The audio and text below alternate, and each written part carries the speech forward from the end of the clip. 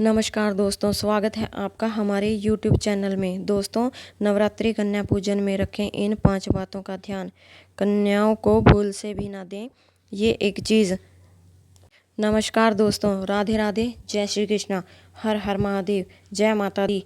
दोस्तों कन्याओं को ऐसा खाना कभी मत खिलाना, माता शेरा वाली हो जाती हैं नाराज़। व्रत पूरा नहीं माना जाता। साथ ही जानिए नवरात्रि में जौ क्यों सूख जाते हैं, क्यों आपके जौ में हरियाली नहीं आती है। आखिर यह क्या संकेत देता है। नवरात्रि में जो अखंड ज्योति जलती है उसकी बाती का हम क्या करें।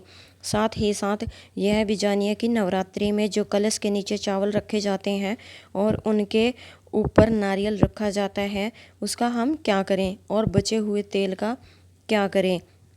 अंत में हम आपको बताएंगे कन्या पूजन कैसे करें और क्या है शुभ मुहूर्त। आज का वीडियो बहुत ही सुंदर है, आपको कहीं भी जाने की आवश्यकता नहीं पड़ेगी। समस्त जानकारी, नवरात्रों की पूरी जानकारी इस वीडियो में है। खासकर कन्या पूजन कैसे करना है, सप्तमी कब है, अष्टमी कब है, नवमी कब है, समस्त जानकारी इस वीडियो में हम आपको दे रहे हैं।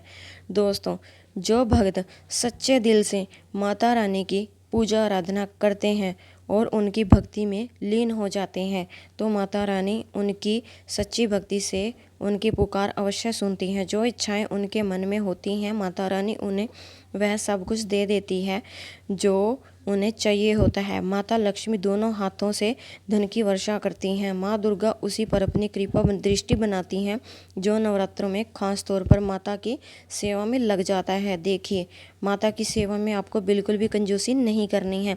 दिल खोलकर माता रानी की सेवा करें, जितना हो सके माँ को प्रसन्न करने में लग जाएं। साल भर के इस त्यौहार में माता धरती पर आती हैं और उसी पर दृष्टि बनाती हैं जो माता को सच्चे हृदय से प्रसन्न करता है। उसे रंक से राजा बनाकर ही जाती हैं।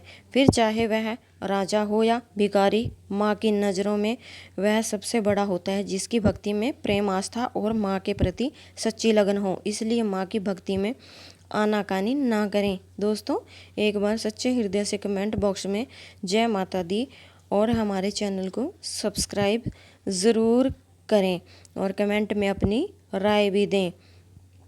दोस्तों, सबसे पहली बात, नवरात्रि में हम एक माटी के प्याले में जौ भरते हैं ताकि हमारे घर में सुख शांति बनी रहे और माता प्रसन्न हो जाएं। जौ जब हरे भरे होते हैं तो घर में हरियाली आती है और सुख समृद्धि की प्राप्ति होती है।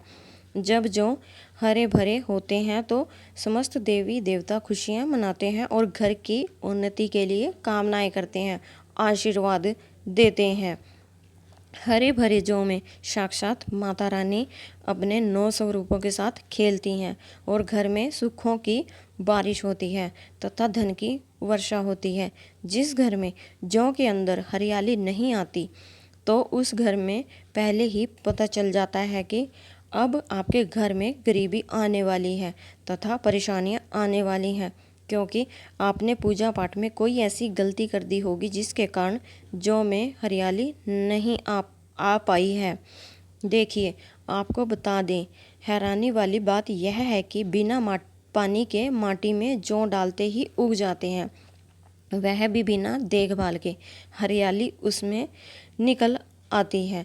जब हम कल स्थापना करते हैं और जौ उगते हैं तो यह बहुत ही सोचने समझने वाली बात है कि आपकी देखरेख में जबकि आपने पानी बराबर डाला, परिवार ने अच्छे से देखा, फिर भी ऐसा होने के बाद जब उसमें जौ ना उगे और हरियाली ना निकले तो समझ लें साक्षात माता रानी आपसे नाराज़ है, क्रोधित हो चुकी हैं। माता रानी अपनी संतान को सदैव माफ़ कर देती हैं।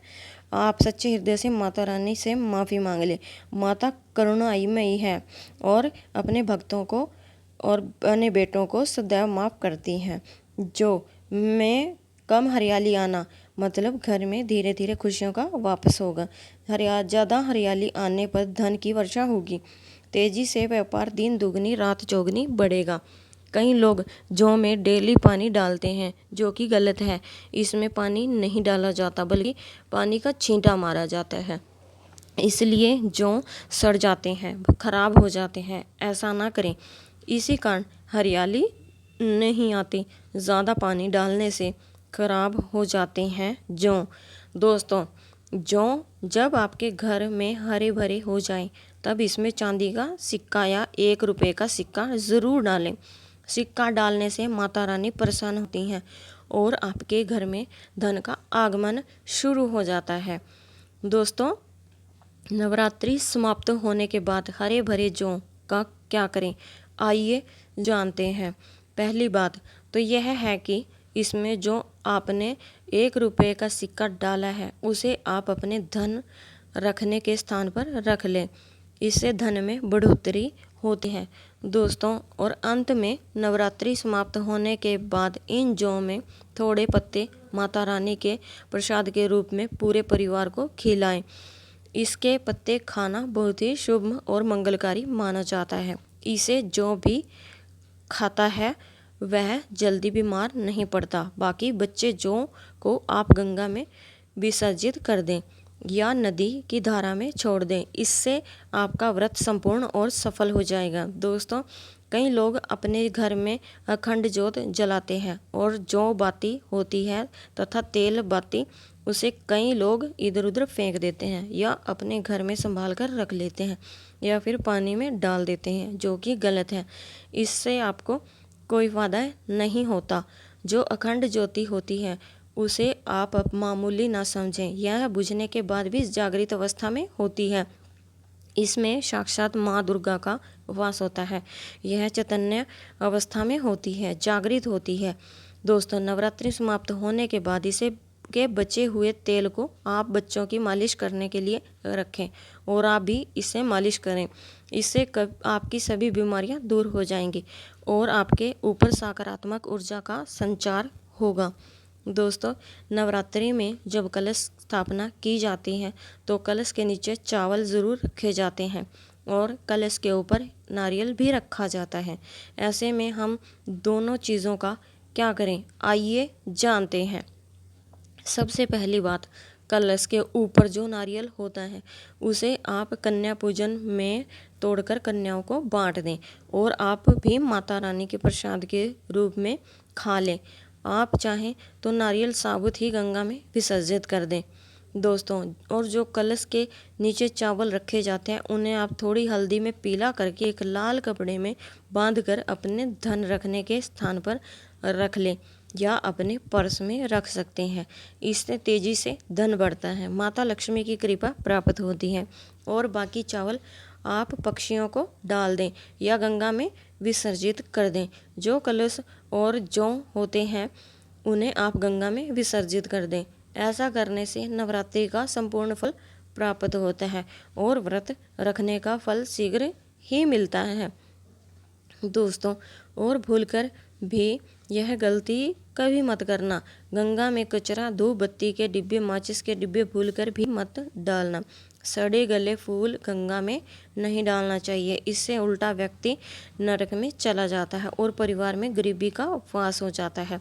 गंगा मैया क्रोधित हो जाती हैं और श्राप देती हैं, इसलिए ऐसा घोर पाप कभी मत करना। इसके पीछे एक कथा है। जब गंगा मैया भगवान शिव से शिकायत लेकर पहुंची तब भगवान शिव ने कहा कि जो मनुष्य गंगा को मैला करेगा वह कभी पवित्र नहीं कहलाएगा। वह हमेशा नरक में भटकता रहेगा, उसे मोक्ष प्राप्त नहीं होगा। वह नरक के भांति इसी पृथ्वी पर और लोक में भ्रमण करता रहेगा। इसलिए गंगा को मैला नहीं करना चाहिए, नहीं तो आपका समस्त पुण्य नष्ट हो जाएगा, आपका पुण्य भूत पिशाच को प्राप्त हो जाएगा। दोस्तों, अगर आपको माता रानी की चुनरी उपहार में मिली है, जैसे जागरण आदि से या किसी पंडाल से या धार्मिक यात्रा से, तो ऐसी माता की चुनरी बहुत ही शुभ मानी जाती है। इससे आपका वैवाहिक जीवन सफल हो जाता है। माता रानी की चुनरी को आप संभाल कर रखें। इसे आप करवा चौथ पर, बट स्वेत्री व्रत आदि में या किसी पर्व पर त्योहार में अवश्य पहनें। इस माता रानी का आशीर्वाद होता है जो आपको प्राप्त हुआ है। ऐसी चुनरी सदैव संभाल कर रखें क्योंकि माता की चुनरी जागृत अवस्था में होती है। इसे मामूली ना समझें। नवरात्रों में चाहे कुछ भी कर लेना, लेकिन यह कार्य ज़रूर करना।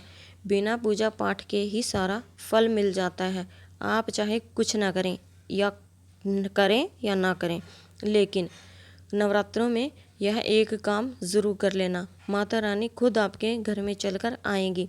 स्कंद पुराण में भी लिखा है और देवी पुराण में भी इसका वर्णन मिलता है। माता रानी जितना पूजा पाठ से प्रसन्न होती हैं, उतना ज़्यादा कन्या को भोजन कराने से हो जाती हैं, क्योंकि कन्याओं को देवी का स्वरूप माना जाता है। और जो कन्या होती है नवरात्रि के समय, यह साक्षात नवदुर्गा का स्वरूप हो जाती है। नवरात्रि के दौरान आपको एक पुष्प का पौधा ज़रूर लगाना चाहिए। हमारे धर्मशास्त्रों में कहा गया है कि अगर कोई व्यक्ति मंदिर के पास सफ़ेद मदार का पौधा लगाता है और उसका फूल शिव मंदिर में चढ़ाता है, तो उसे स्वर्ण दान के बराबर पुण्य की प्राप्ति होती है। मदार का पौधा लगाने से जो फूल खिलते हैं, उन्हें देवी देवताओं को चढ़ाने से पुण्य मिलता है। जो व्यक्ति फूल चढ़ा रहा है उसे आधा पुण्य मिलता है और आधा पुण्य पौधा लगाने वाले को मिलता है। नवरात्रि के समय अगर आप मदार का पौधा शिव मंदिर या माता रानी के मंदिर के पास लगाते हैं, तो आपको अक्षय पुण्य की प्राप्ति होती है। इसमें किसी व्रत या पूजा पाठ की आवश्यकता नहीं होती, सिर्फ फूलों का पौधा लगाना होता है। इस श्रेणी में मदार, सदाबहार और कनेर के पौधे आते हैं, जो हमेशा फूलते रहते हैं। कनेर के पौधे को माता पार्वती का स्वरूप माना गया है। सफ़ेद कनेर का पौधा लगाना अति उत्तम होता है और इससे माता रानी प्रसन्न होती हैं, जिससे गोदान के बराबर फल प्राप्त होता है। इसी तरह गुड़हल का पौधा देवी मंदिर के पास लगाने से माता रानी का आशीर्वाद मिलता है। गुड़हल के वृक्ष पर साक्षात माँ जगदम्बा का वास होता है। अगर नवरात्रि के दौरान आप गुड़हल के फूल की माला पिरोकर माता रानी को चढ़ाते हैं, तो आपकी सभी मनोकामनाएं पूरी हो जाती हैं। अगर आप नवरात्रि के दौरान व्रत नहीं कर पा रहे हैं, तो भी गुड़हल का फूल चढ़ाने से व्रत का पूरा फल मिलता है। माना जाता है कि अगर किसी व्यक्ति ने नवरात्रि के समय गुड़हल का पौधा लगा दिया और उसके फूल देवी देवताओं को चढ़ाए गए, तो उस व्यक्ति को माता रानी आजीवन आशीर्वाद देती हैं और कभी निर्धन नहीं रहने देती। कन्या पूजन का विशेष महत्व अष्टमी और नवमी तिथियों में होता है। इस साल महाअष्टमी 10 अक्टूबर और नवमी 11 अक्टूबर को है। इन दोनों तिथियों में कन्या पूजन अवश्य करना चाहिए और कन्याओं को भोजन खिलाना चाहिए। शास्त्रों के अनुसार नवरात्रि के 9 दिनों में माता रानी का पूजन और कन्या पूजन करने से भी कष्ट दूर हो जाते हैं और माँ अभय वरदान प्रदान करती हैं। कन्याएं स्वयं जगदम्बा देवी का स्वरूप माना जाता है। कन्याओं का पूजन करने से 33 कोटि देव देवताओं का आशीर्वाद मिलता है। माना जाता है कि व्रत और उपासना से माता रानी उतनी प्रसन्न नहीं होती जितनी कन्या पूजन से होती हैं। नवरात्रि के दौरान कन्याओं को प्रसन्न करने के लिए उन्हें भोजन और उपहार दिए जाते हैं। अगर कन्याएं प्रसन्न हो जाती हैं और उपहार स्वीकार करती हैं, तो इसका मतलब है कि माता रानी ने वह भेंट स्वीकार कर ली है। कन्या पूजन कोई साधारण पूजा नहीं है, यह सभी प्रकार की पूजा में सर्वोपरि मानी जाती है। एक बार कन्या पूजन करने से हजारों यज्ञ और तीर्थ यात्राओं का पुण्य प्राप्त होता है, इसलिए कभी भी कन्याओं को सताना नहीं चाहिए। नवरात्रि के समय 2 से 10 साल की तक की कन्याओं का पूजन होना चाहिए। अष्टमी और नवमी को कन्याओं के पैर धोकर उन्हें भोजन कराया जाता है और उपहार दिए जाते हैं। इस दिन कन्याओं को घर बुलाकर उनका पूजन करना बहुत शुभ माना जाता है। कन्या पूजन के समय याद रखें कि उनकी थाली में 3 पूरियां कभी ना रखें, क्योंकि इसे अशुभ माना जाता है। 3 पूरियां मरने वाले व्यक्ति के लिए निकाली जाती हैं, इसलिए इस संख्या से बचें। भोजन में खीर, पूरी, हलवा, चना, आलू की सब्जी या छोले खिलाना चाहिए। माता रानी को खीर, हलवा, पूरी और छोले प्रिय होते हैं, लेकिन लहसुन और प्याज का उपयोग कभी नहीं करना चाहिए। कई लोग कन्याओं को कुरकुरे और चिप्स जैसे पैकेट देते हैं, लेकिन यह घोर अनर्थ माना जाता है, क्योंकि इसमें लहसुन और प्याज का इस्तेमाल होता है। इसको आपका व्रत खंडित हो जाता है और माता रानी क्रोधित हो जाती हैं। इसलिए कन्याओं को डिब्बा बंद चीज़ें देने से बचना चाहिए। दोस्तों, कई लोग कन्या पूजन में खाना घर पर नहीं बनाते और मार्केट से रेडीमेड लाकर ही खिलाते हैं तथा दही जलेबी खिलाते हैं, जो कि शुभ नहीं माना जाता। माता रानी दही जलेबी नहीं, आपके हाथों का बना भोजन खाना चाहती हैं, आपका प्यार चाहती हैं। फिर चाहे आप घर में एक ही पूरी क्यों ना बनाएं माता के लिए, पर आप स्वयं ही अपने हाथों से माता रानी को भोजन खिलाएं। खासकर नवरात्रों के दौरान घर में पका खाना अवश्य बनाना चाहिए। माता रानी बहुत प्रसन्न होती हैं।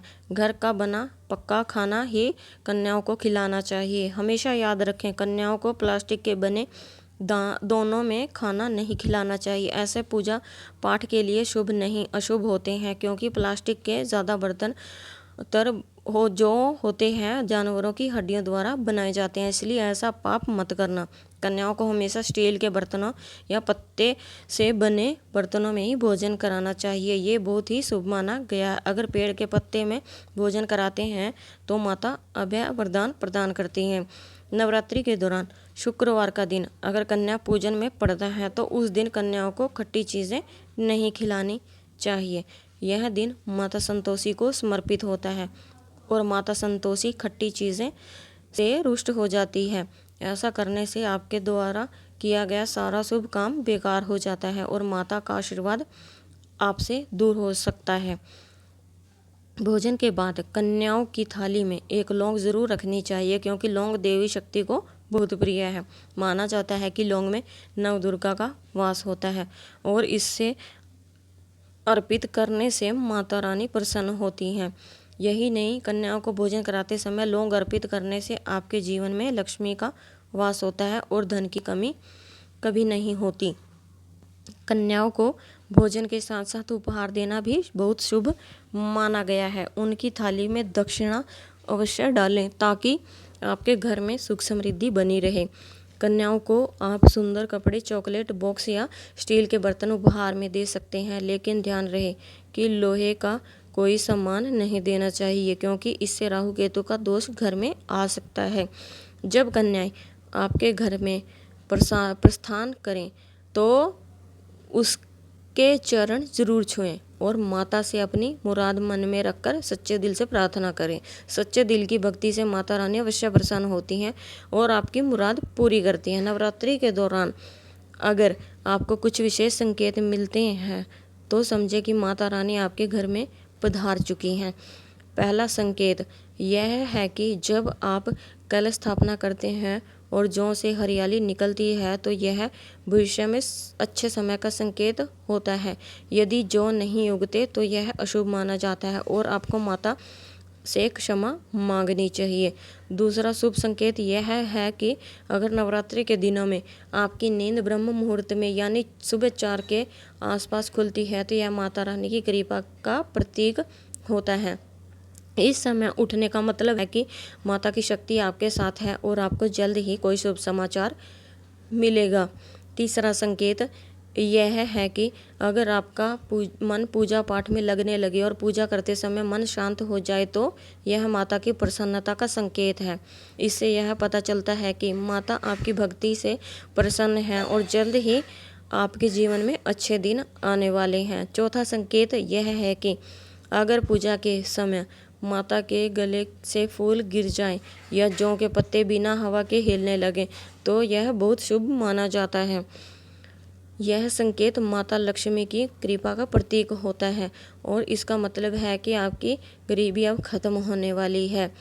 एक और महत्वपूर्ण संकेत यह है कि अगर आपके सपने में शेर या देवी का दर्शन हो तो इसे अत्यंत शुभ माना जाता है। यह इस बात का प्रतीक होता है कि माता आपकी मनोकामना जल्द पूरी करने वाली हैं और आपके शत्रु पराजित होंगे। आखिर और सबसे महत्वपूर्ण संकेत यह है कि अगर नवरात्रि के दौरान आपके घर में कोई कन्या लाल वस्त्र पहने हुए दिखाई दे तो यह माता दुर्गा का आशीर्वाद है। यह संकेत बताता है कि आपके घर में अब सुख समृद्धि का वास होने वाला है और आपको तरक्की के रास्ते पर बढ़ना है। तो दोस्तों, ये थे कुछ महत्वपूर्ण संकेत जो नवरात्रि के दौरान माता रानी की कृपा प्राप्त करने के प्रतीक होते हैं। हमें उम्मीद है कि आपको यह जानकारी उपयोगी लगी होगी। अगर इस वीडियो से आपको कुछ नया जानने को मिला है तो कृपया हमें ज़रूर बताएं। आप चाहें तो वीडियो को लाइक करके भी अपनी प्रतिक्रिया दे सकते हैं। हमारे चैनल को सब्सक्राइब करें ताकि हम आपके लिए और भी महत्वपूर्ण जानकारियाँ ला सकें। तब तक के लिए आप अपना ख्याल रखें। जय माता दी। मिलते हैं नई वीडियो में। तब तक के लिए जय माता दी। Bye bye.